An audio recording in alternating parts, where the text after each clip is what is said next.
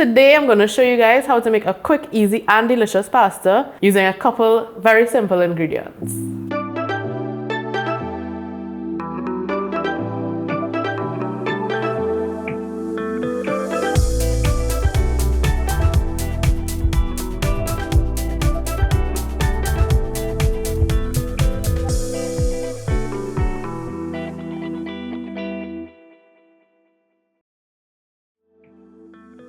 Okay, so this pasta is really quick to put together. We're going to make a sardine puttanesca. Well, in the style of puttanesca, we're not using all the traditional ingredients because we're going to use in Brunswick sardine fillets with tomato and basil.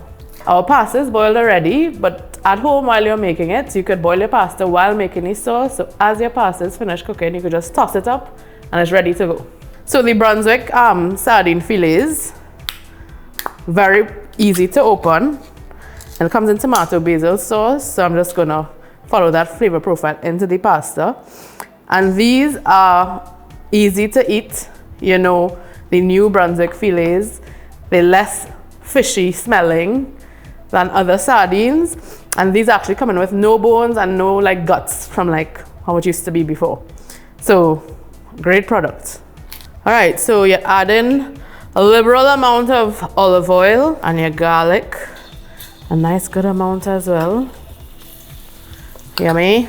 And your pepper flakes. This is how you're starting it off. And don't have your fire too high because you don't want your garlic to burn. Just gonna add my onions now as your garlic gets fragrant. Alright, so you're just building a lot of little flavor here. So while that is getting all the flavor, now you want to add your sardines so the sardine could get into all that garlic flavor as well. Alright, so just mash up your sardines a little bit and get it tossed inside of there. Alright, so you have two options on making this pasta.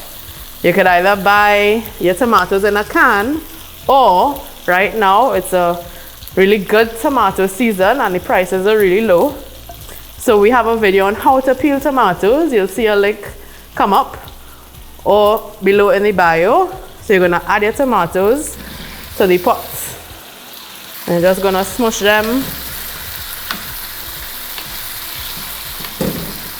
Once you mash up all your tomatoes, you just leave it on a low heat. If you like your food or your pasta a little spicier, you could add more pepper flakes. I personally don't like to have my mouth on fire while eating, so you could add more if you want. Alright, so your sauce is coming together nicely. Your tomatoes are broken down a little bit. What I did was added a little bit of hot water to the pot to just help it along a little bit.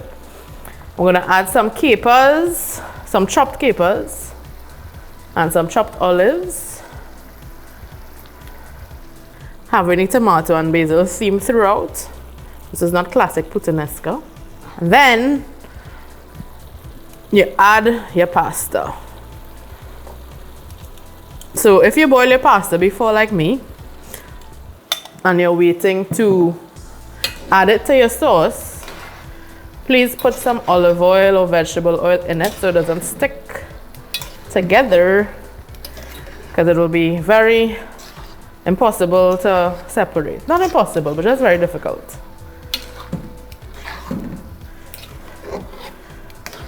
Alright. And these sardines are not as strong and pungent as other sardines I've used. So I really like this Brunswick sardine fillets. And as this is finishing, you're going to add some fresh black pepper. Not too much salt because all the other items are a bit tangy and you'll get a little salt from that. And we're going to finish it with some parsley, freshly chopped parsley. No dried herbs, please. Alright. Alright, so we're plating up. Oops. Get a nice little bowl. Nice. Get some little sauce on top. Right, some freshly cracked pepper.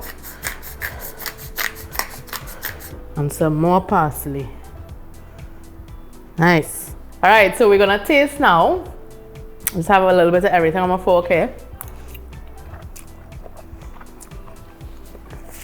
And it's really good. The sardines aren't as pungent as other sardines. So it goes really good with the tomato, the fresh tomato, the capers, the olives, everything tangy. And then the pepper flakes, a little spice in it. It's a really good, quick dish, quick dinner at home, after work. And it's Lent, so you know, this is really good on like a Friday. You know, I think we fast on a Friday. So for those who observe Lent, this is really good. And you know, if you're not too, you know, culinary inclined, this pasta is also very easy to make.